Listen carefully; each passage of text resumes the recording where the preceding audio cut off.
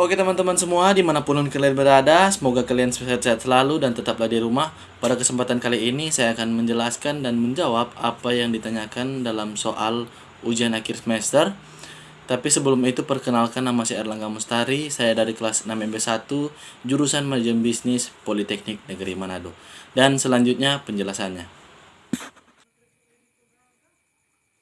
Oke teman-teman, pada kesempatan kali ini saya akan menjawab pertanyaan dari ujian akhir semester. Soal yang pertama, kas budget atau anggaran kas. Di sini sudah ada anggaran kas sementara. Di anggaran kas sementara terdiri dari 4 kolom, yaitu kolom yang pertama uraian, kolom yang kedua bulan Januari sampai bulan Maret.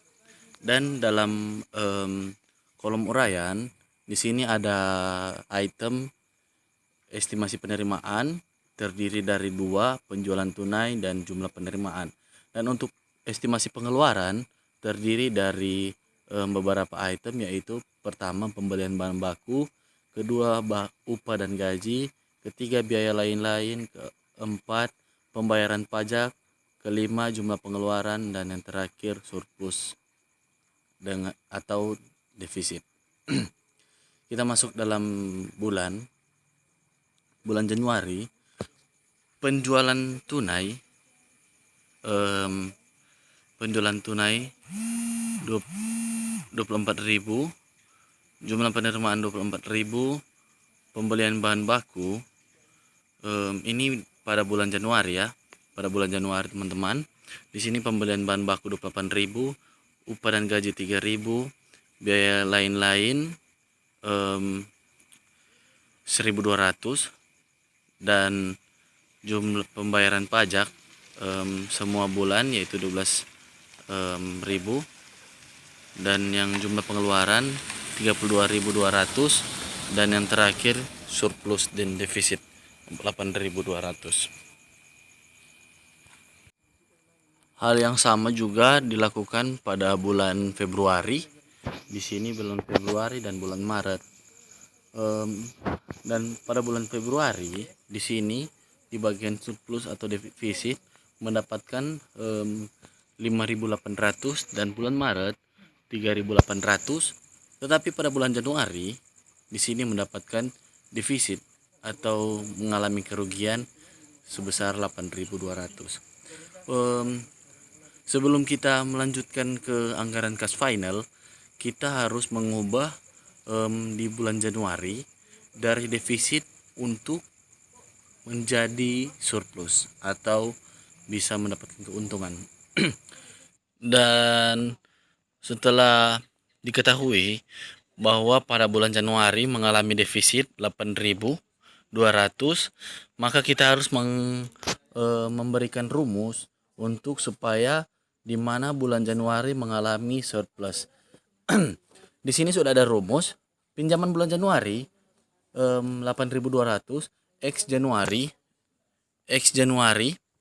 sama dengan 8.200 tambah 16.000 dikurangi 2.000 ditambah dengan 0,15. Nah, di sini untuk 16.000 ini kita ambil dari saldo kas minimum yaitu 16.000, dan untuk 2.000 dikurangi 2.000 ini diambil dari saldo kas awal tahun sebesar 2.000, dan ditambah dengan 0,015 yaitu bunga pinjaman 1,5%.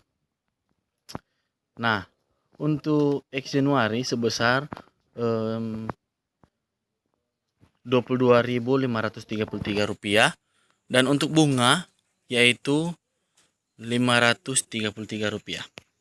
Kita masuk pada anggaran kas final. Anggaran kas final sama dengan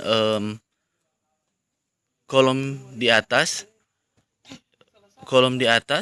tetapi di sini sudah ketambahan dengan item saldo kas awal bulan, yaitu untuk bulan Januari. Nah, di bulan Januari penjualan tunai yaitu em, 24.000. Penerimaan kredit yaitu 22.533 ditambah hasil dari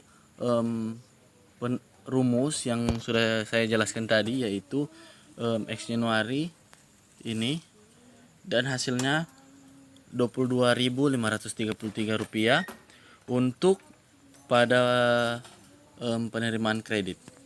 Dan selanjutnya boleh teman-teman untuk mencari tahu dan selanjutnya yaitu jumlah penerimaan yaitu 46.553 dan jumlah kas total 48.553. Dan untuk estimasi pengeluaran pembelian bahan baku 28.000,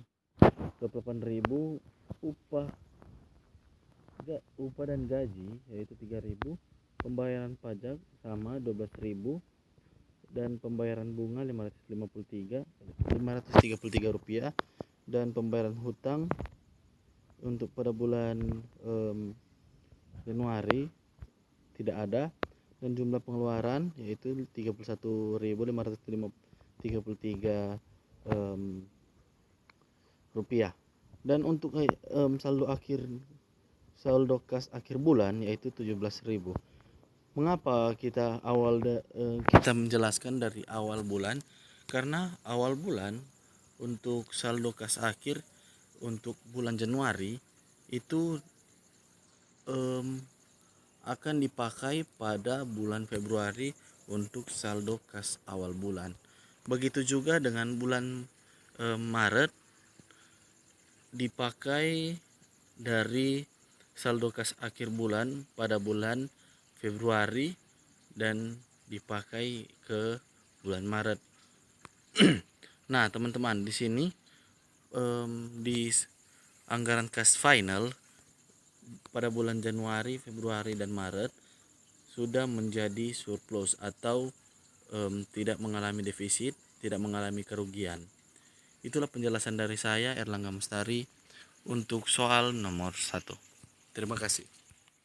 Oke teman-teman semua, kita masuk pada soal yang kedua, net present value atau NPV. Di sini sudah ada beberapa kolom, yaitu terdiri dari kolom tahun, net cash flow atau NCF, faktor PV, dan PV. Faktor PV ini yaitu present value.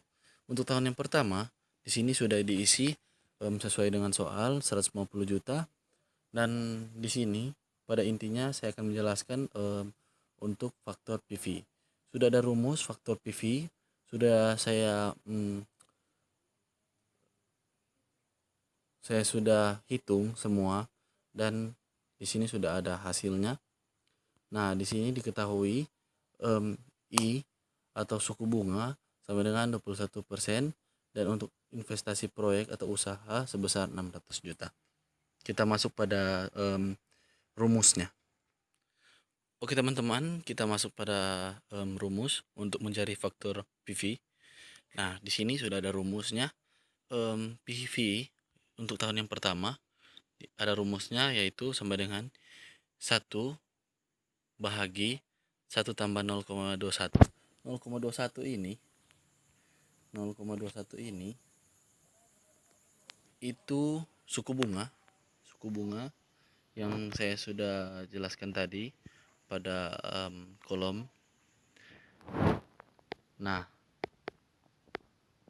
untuk rumus 1 bahagi 1 tambah 0,21 sama dengan 1 bahagi 1,21, dan hasilnya di sini adalah 0,026. Selanjutnya untuk PV tahun yang kedua yaitu 1 bahagi 1 tambah 0,21 pangkat 2. Pangkat 2 ini yaitu untuk tahun yang kedua sama dengan 1 bahagi 1,21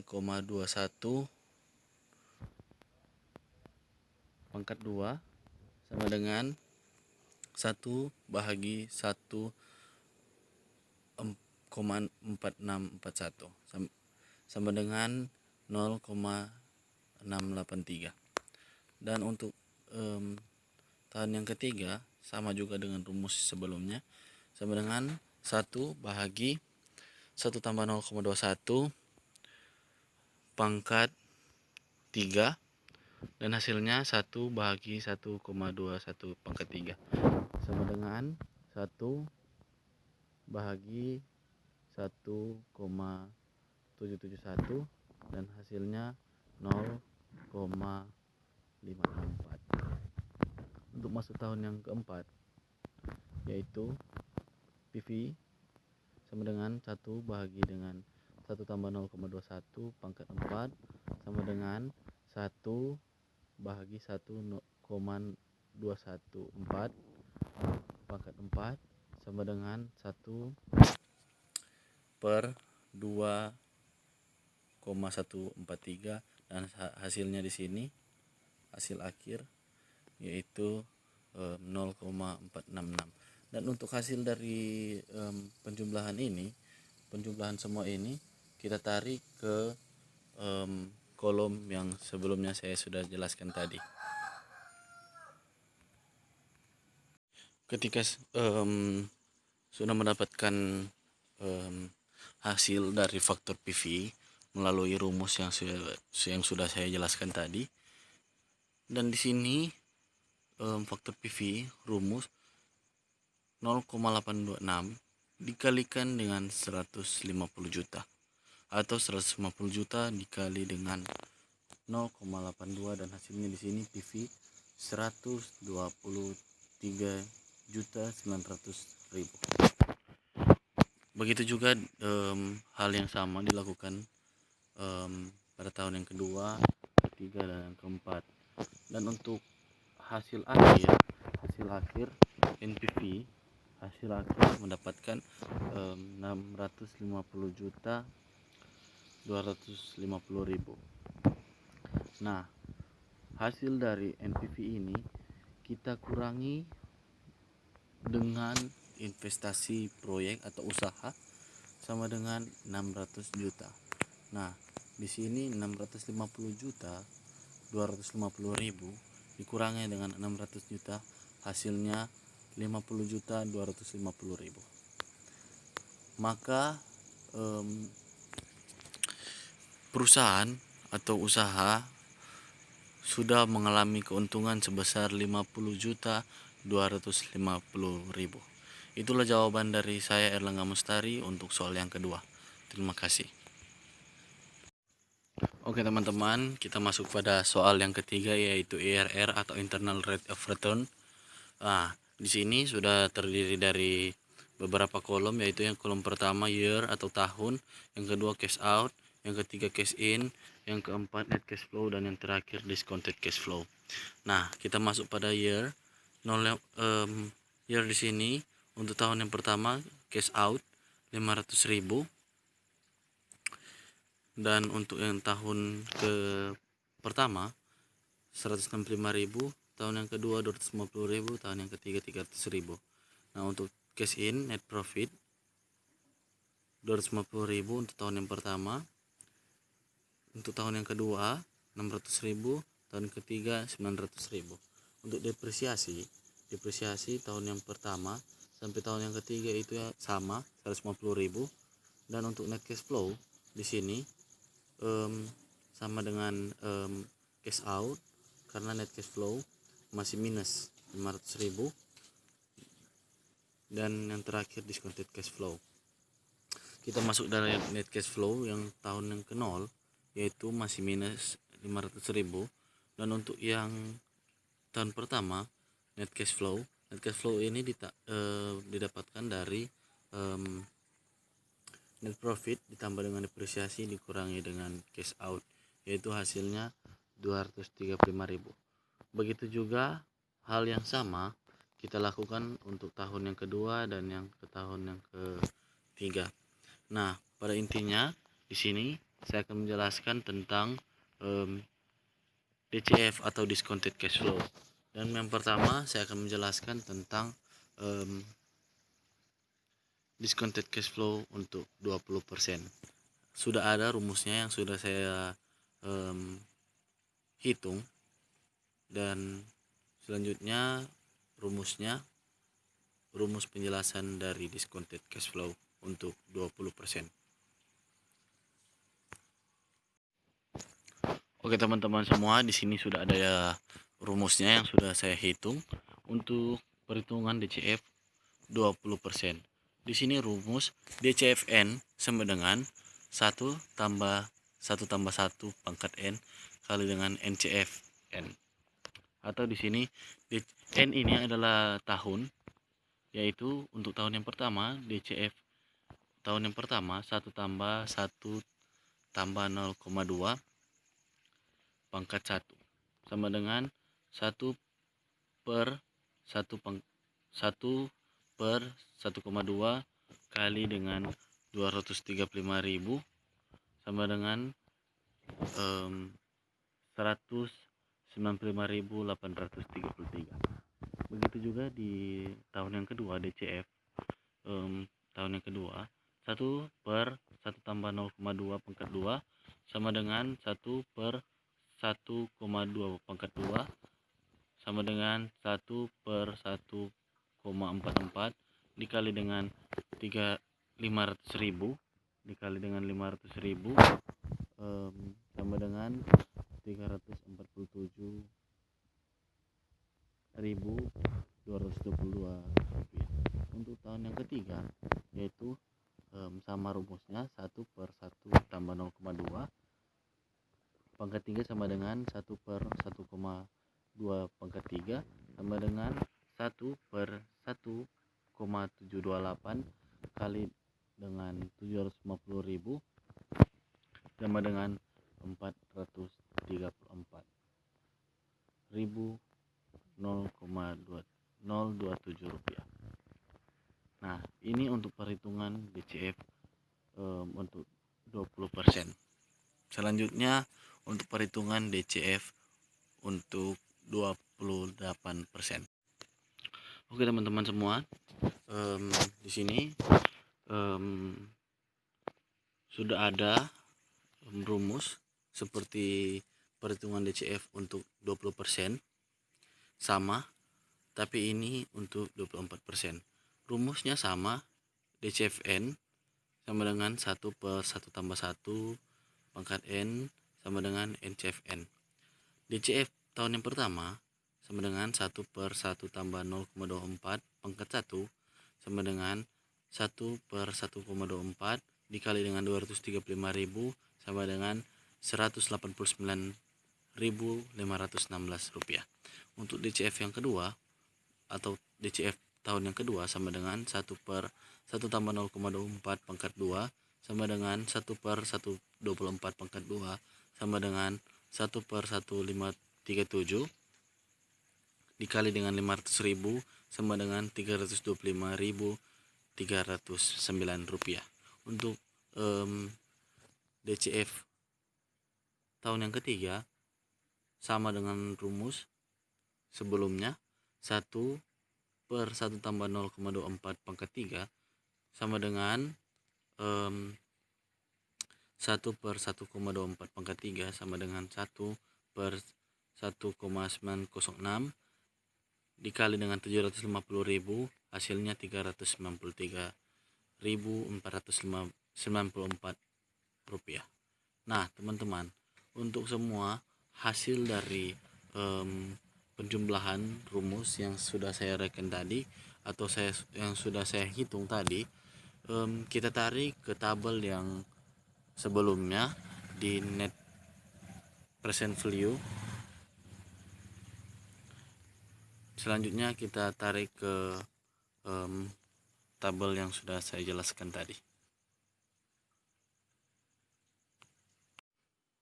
Nah teman-teman, tadi saya sudah jelaskan rumusnya untuk discounted cash flow untuk 20% dan 24%. Di sini untuk tahun yang pertama tahun yang ke-0 masih minus 500.000. Begitu juga dengan 24% masih minus, karena di sini net cash flow masih minus 500.000. Dan untuk tahun yang pertama sudah saya hitung tadi untuk rumus, dan untuk 20% dan 24%. Di sini tahun yang pertama 20%, Rp195.755, dan untuk tahun yang kedua yaitu Rp347.000, dan yang tahun yang ketiga Rp433.500. Dan total dari discounted cash flow hasilnya yaitu Rp476.255. Dan untuk net cash discounted cash flow 24%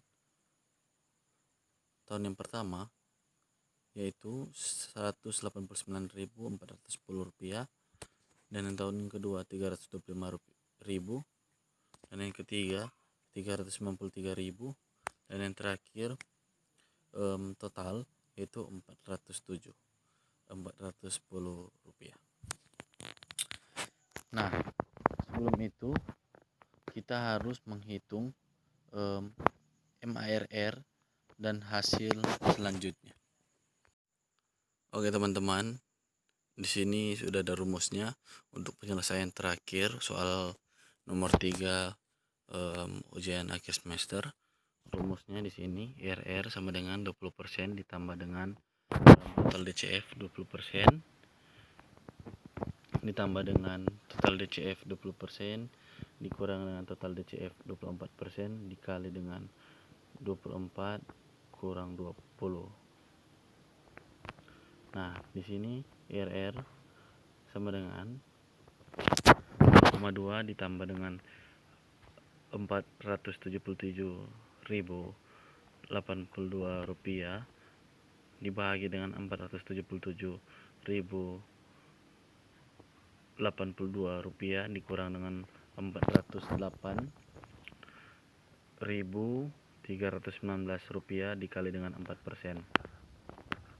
Nah, untuk tahun yang kedua begitu juga, IRR sama dengan IRR 0,2 ditambah dengan Rp477.082 dibagi dengan Rp68.763 dikali dengan 0,04. IRR sama dengan 0,2 ditambah dengan 6 ditambah dengan Rp6.938 dikali dengan 0,04, dan hasil terakhir IRR adalah 6,94, dan untuk MARR adalah 20%. Oke teman-teman, di sini sudah ada hasil akhirnya. Dan untuk IRR sama dengan 6,94% dan MARR sama dengan 20%. Nah, untuk mencapai keuntungan, perusahaan harus mengalami keuntungan di atas dari 20%.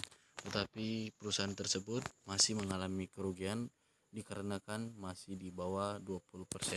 Itulah jawaban dari saya di soal nomor 3 yaitu internal rate of return. Semoga teman-teman mengerti apa yang sudah saya jelaskan tadi. Terima kasih. Itulah penjelasan dan jawaban dari saya, Erlangga Mustari. Semoga teman-teman mengerti apa yang saya jelaskan tadi, dan tetaplah di rumah, jaga kesehatan. Tuhan Yesus memberkati.